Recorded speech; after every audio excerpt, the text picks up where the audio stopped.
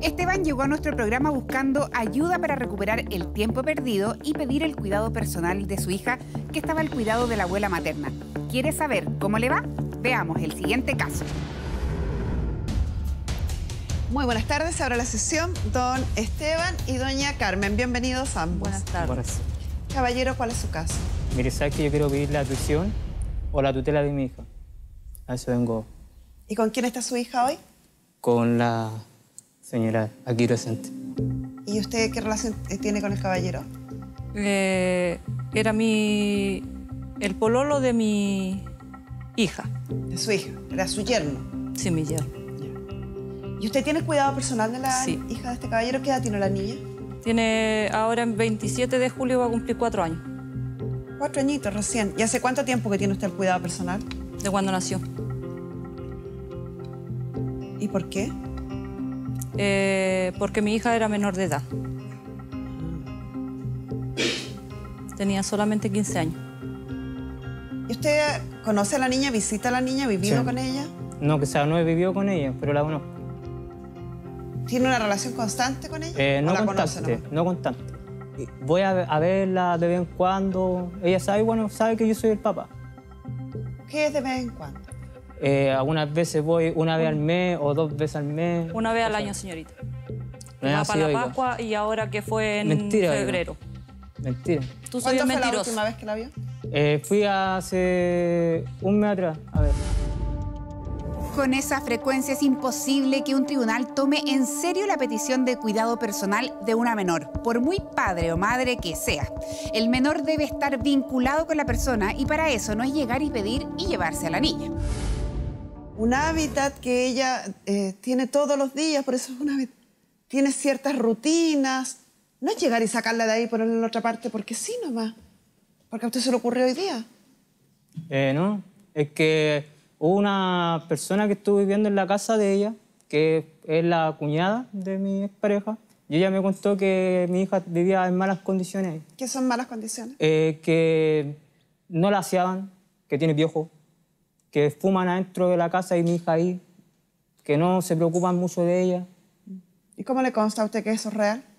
Porque ella me dijo, ella estuvo viviendo ahí. Y incluso ¿Y ella, cómo sabemos incluso que lo que dice ella es incluso ella real? iba a venir, incluso ella iba a venir, me dijo que mejor no. ¿Cómo sabemos si lo que dice ella es real? Porque yo ves que voy también, mi hija no, tampoco me la entregan. Usted limpia. va una vez al mes con suerte. Según lo que usted mismo dijo, según la señora va 2 veces al año.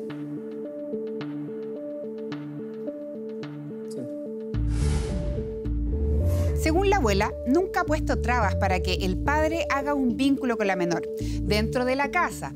Sin embargo, lo que él quiere es poder salir solo con la niña de paseo. El tema es que la niña, quien lo ve tarde, mal y nunca, lo sigue viendo como un extraño.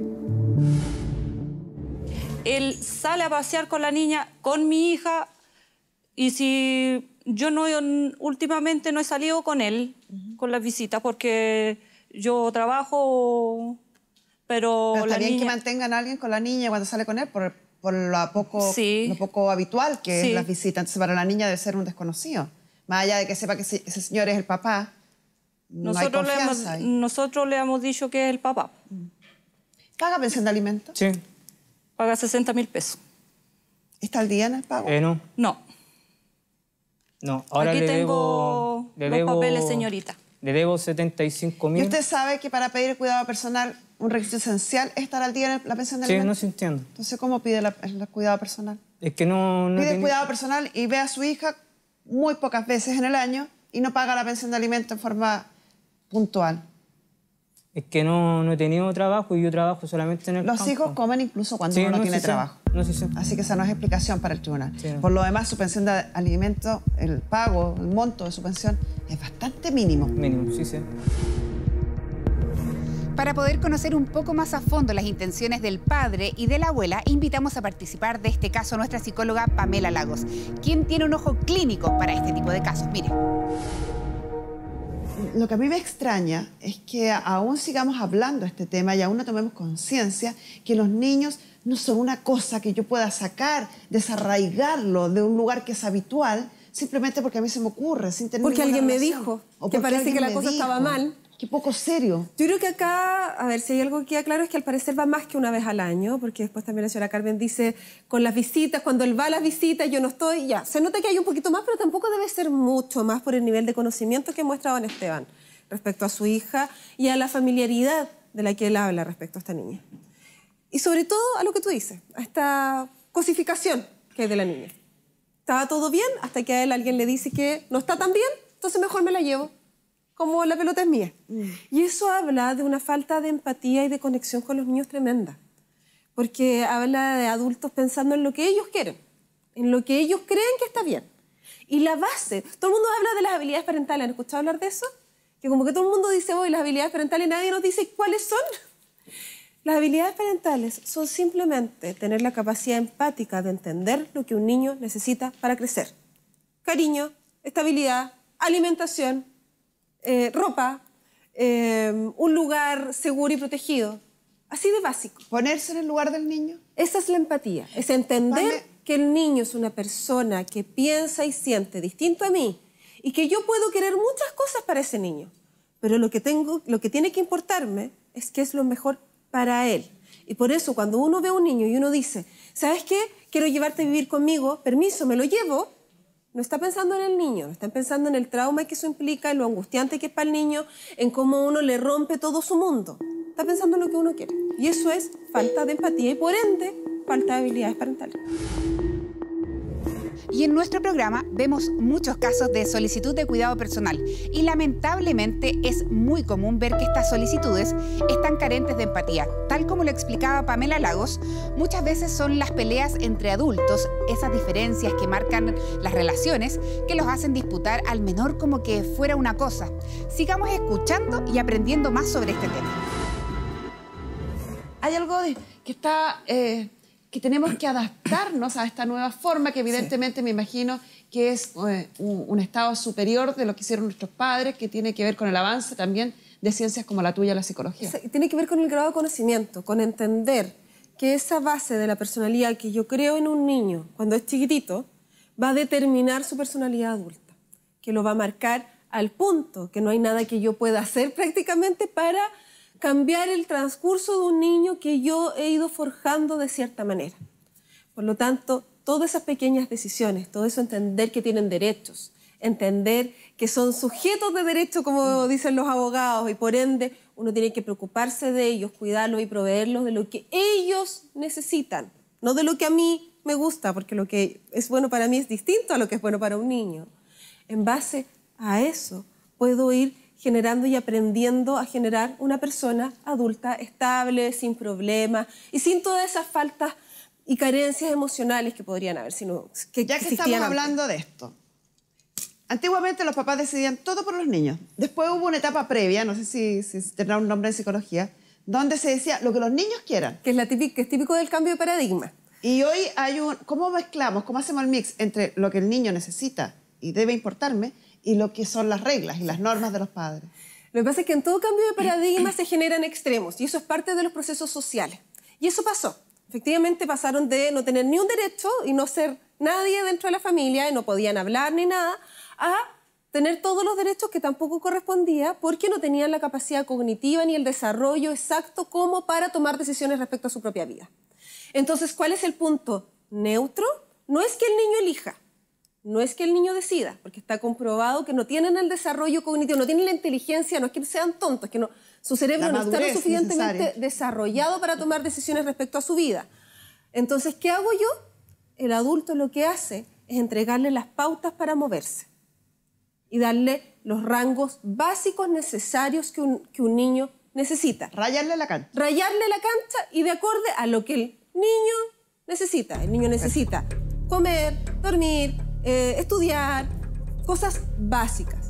Dentro del resto, si yo le puedo preguntar si se quiere poner una polera rosada o amarilla, es parte de enseñarle que puede tener voz y decisión.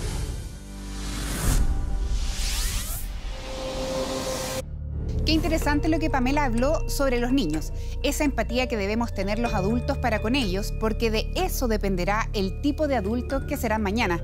Todos los días aprendemos algo nuevo, pero cambiando de tema, este caso partió hace mucho tiempo y todo calza, como dicen por ahí. Cuando ellos fueron niños, jugaron a ser adultos y ¡pum!, se convirtieron en padres. Mire y escuche. Acá la hija de la señora Carmen queda embarazada. Ella me dice que con 15, sin embargo, él dice que con 14 años. Bueno, ya estaba ahí. Sí. Estaba ahí. Conoce a su pololo, 10 años mayor, teniendo 13 años. Se va a vivir con él sin que su mamá sepa, porque estaba viviendo con el hermano. Por lo tanto, no estaba yendo al colegio, tenía 13 años, se había ido a ir con el hermano, no estaba escolarizada, conoce a un adulto, lleva al adulto a vivir a la casa de su hermano. Es una niña vulnerada en todos los aspectos posibles. El adulto la lleva a vivir con él y recién ahí la mamá es contactada por un asistente social. En nuestro país, tener relaciones sexuales con una mayor de 14 puede llegar a constituir el delito de estupro. Menor de 14 es violación. 13 años tenía ella. Cuando ella tenía 6 meses de embarazo, un asistente social contacta a la madre para decirle que su hija, menor de edad, tenía 6 meses de embarazo y estaba viviendo en una casa en donde nadie era un familiar, no había ni un familiar, y además estaba teniendo una relación con un hombre mayor de edad.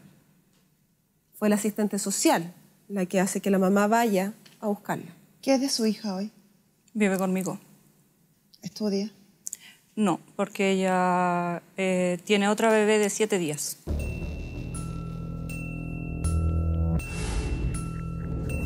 Ok, paremos aquí un poquito. Estábamos hablando de una niña que fue vulnerada, ya que con 13 años, viviendo con el hermano, no yendo al colegio, y ya tenía una relación sentimental con un adulto 10 años mayor que ella, quedó embarazada a los 14.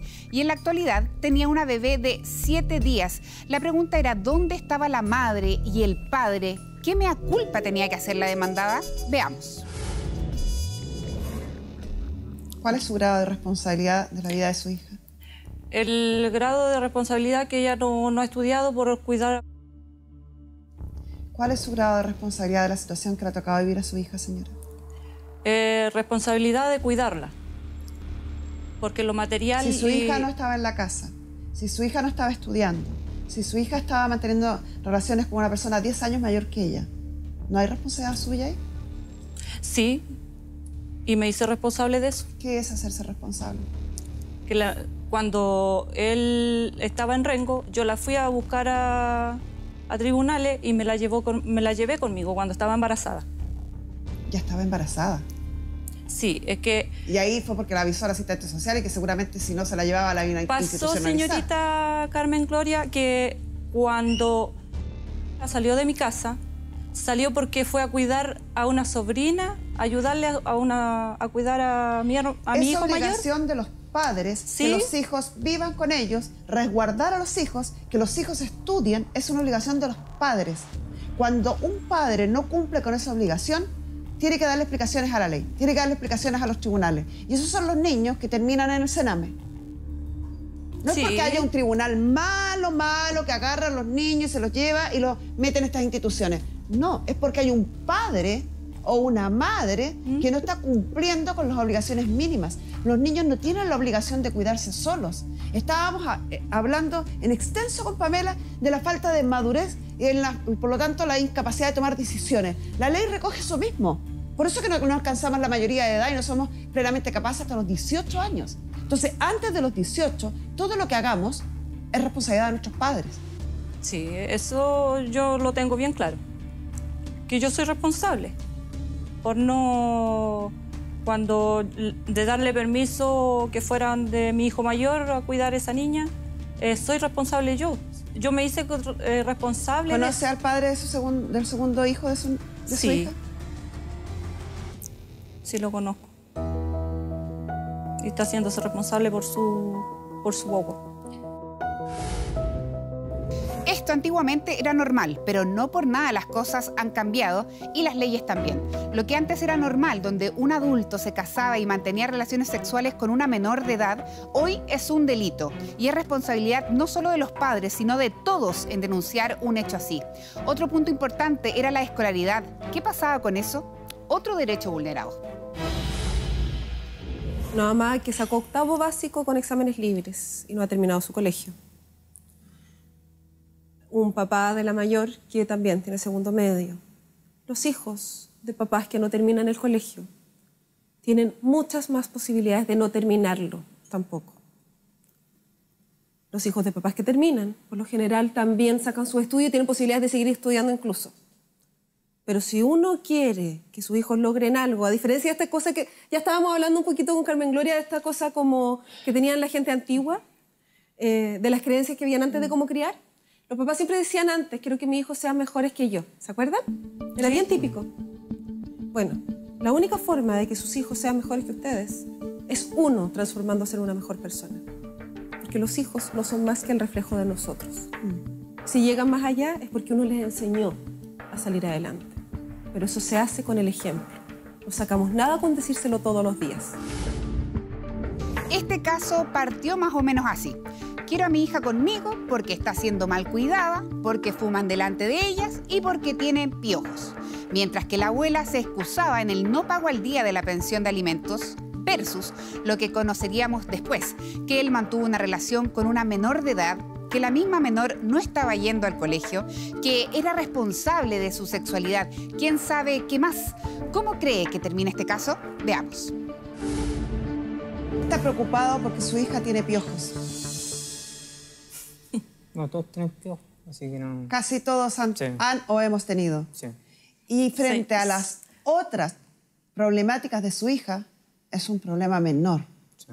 Ojalá nos hubiéramos centrado en el problema de la pediculosis y no en el problema de una relación sexual con una menor de edad que no terminó el colegio y que hoy día tiene un segundo embarazo. Y una hija que está creciendo en esas condiciones. Si usted quiere ayudar a su hija, no judicialice algo que me parece irrelevante y sea un padre presente que cumple con su pensión de alimentos. Porque ir a un tribunal con este cuadro que ustedes relatan a pedir que el tribunal y un juez se pronuncien o que nosotros acá nos pronunciemos y intervengamos por una pediculosis, me parece casi, señor, que usted no está viendo la realidad. Su hija más que nunca necesita un padre presente, un hombre preocupado al lado de ella, que verifique en primera persona si esos rumores son reales o no. Si son reales, por supuesto que tiene usted todo el derecho de solicitar acciones en los tribunales, que se investigue, se pericie y se determine si su hija está siendo vulnerada de alguna forma. Pero judicializar esto, sin ningún otro antecedente más que el rumor de una persona que más encima es lejana a ustedes, no tiene sentido. Si usted mismo no ha pagado la pensión de alimentos y no ha ido a ver a su hija. Porque por lo demás, si el tribunal llega a considerar que lo que usted está planteando, luego de someter a pericias y conversar con las partes, tiene asidero y es real, a usted no le van a entregar la niña. Se va a ir al Sename. Espero que se vaya pensando en eso y decidiendo. Y con esto cerramos la sesión.